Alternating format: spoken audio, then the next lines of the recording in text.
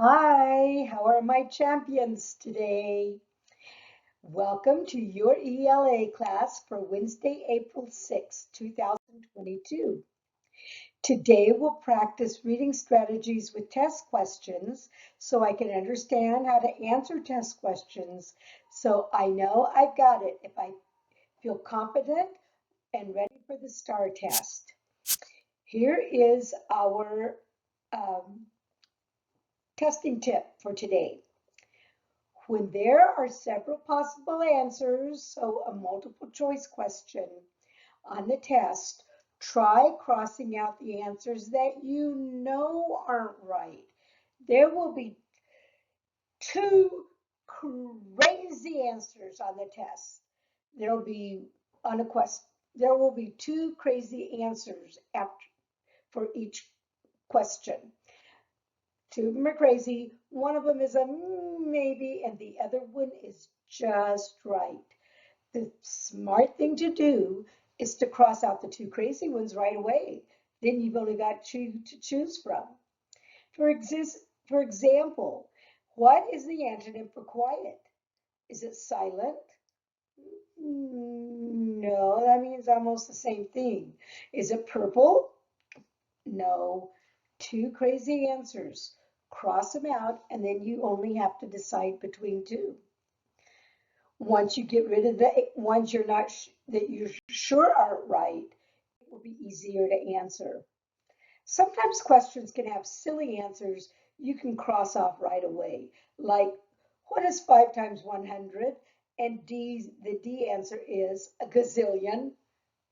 What? You know that's crazy. You just cross it out.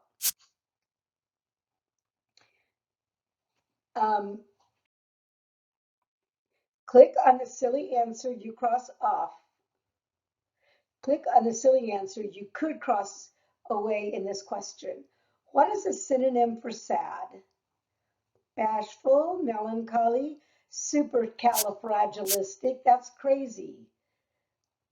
That's not an answer. After you cross off the silly answers, if there are any, and there will be, cross off the answers of other answers that you cross off any other answers you know aren't right. What is a synonym for sad? What means the same thing as sad? Bashful? No, that means shy.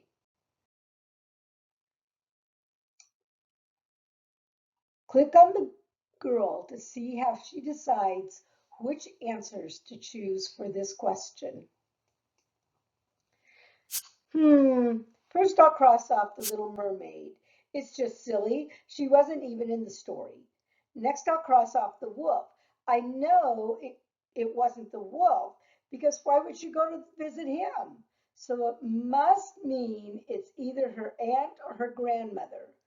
I think it's her grandmother, but I'll check back to the text to be sure. So what she did was she crossed off the crazy answers first, and then she only had two choices. Today, we're going to talk about making an inference. An inference is when you take what you already know, put it together with what's in the text or the picture, and you make a judgment based on the facts. Look at this picture. Who is this lady calling? You answer me. Tell me. Who do you think she's calling? Some people said she's calling her boss to tell her she's not coming to work. That would make sense. You could infer that. Some people said she's calling the doctor to say, "Can I make an appointment, please?" You could infer that too. Maybe she called both of them. When you infer, you think about the words in the story and you think about the pictures too. Now you add together what you already know and you come up with an idea. The way we knew that lady was calling either the doctor or her boss was because her eyes were all droopy and she had a hot bag on her head and she was all wrapped up, and she didn't look like she got her tea in her hand. She didn't look like she felt good. So we inferred who she was calling because we've seen people feel like that before.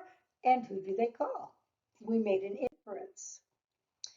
We're going to look at some short uh, paragraphs now and make an inference. This is a picture of Wilbur Wright. He and his brother invented the airplane. Wilbur Wright was a bright child and excelled in school. His personality was outgoing and funny. He made plans to attend Yale University after high school. In the winter of 1885, an accident changed the course of Wilbur's life. He was badly injured in an ice hockey game when another person's stick hit him in the face. Though most of his injuries healed, the incident plunged Wilbur into a depression. He did not receive his high school diploma. He canceled plans for college and retreated to his family's home. I didn't know that about Wilbur Wright. Then he ended up with his brother inventing the airplane. Hmm.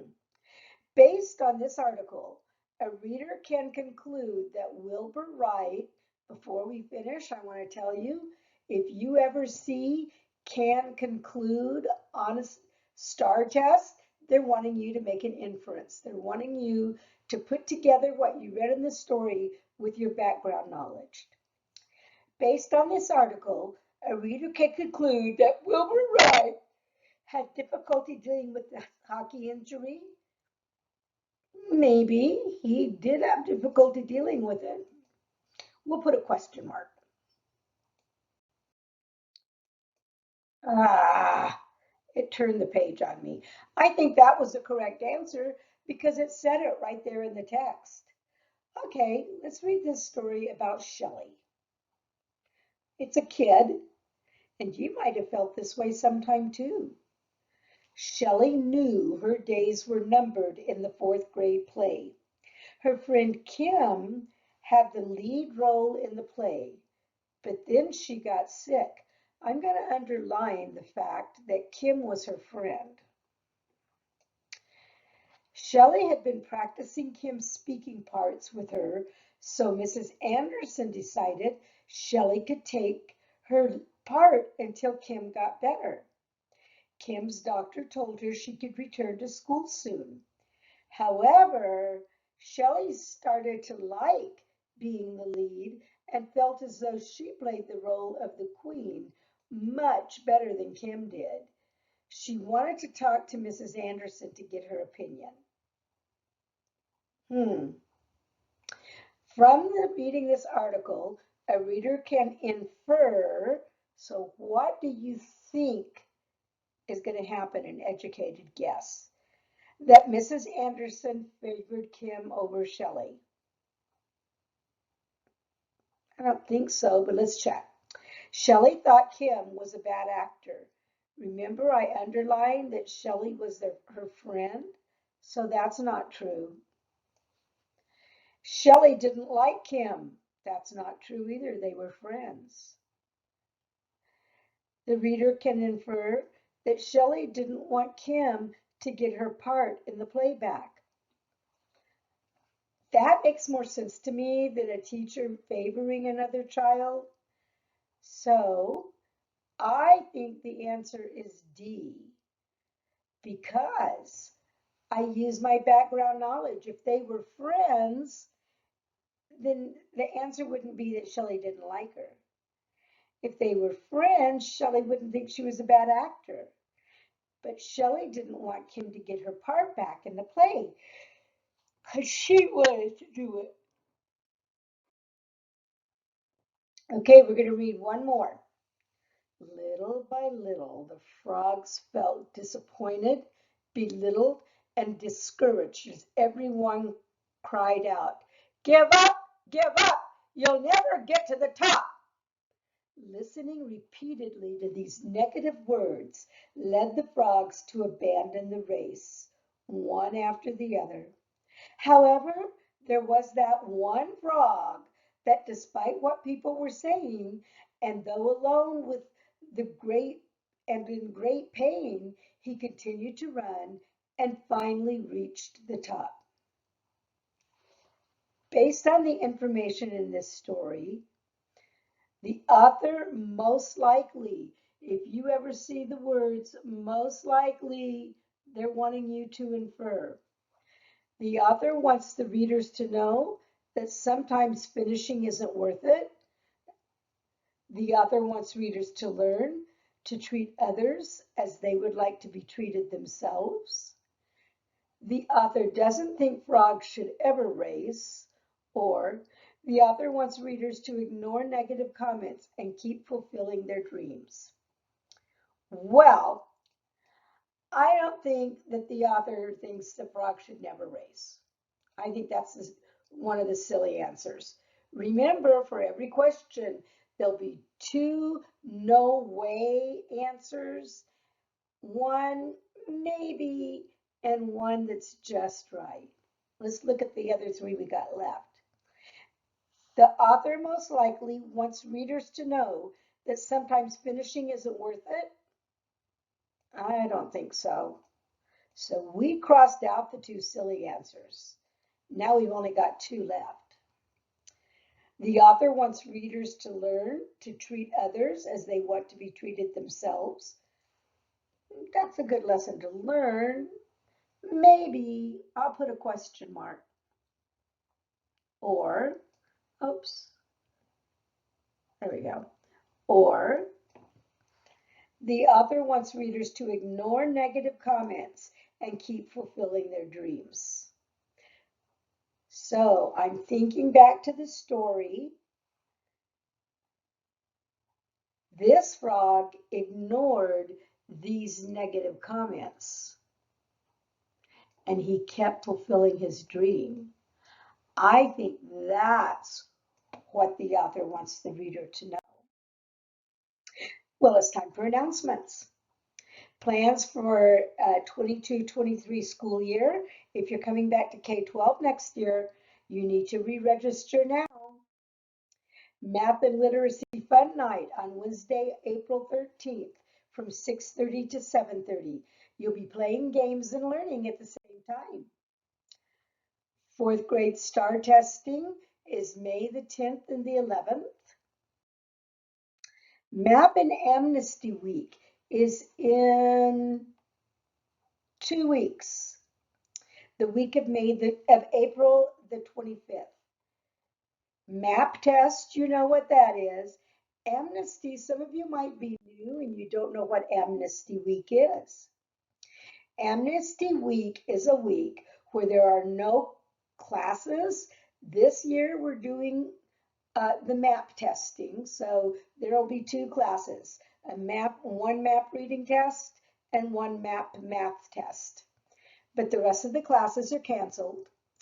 You're going to catch up on your work.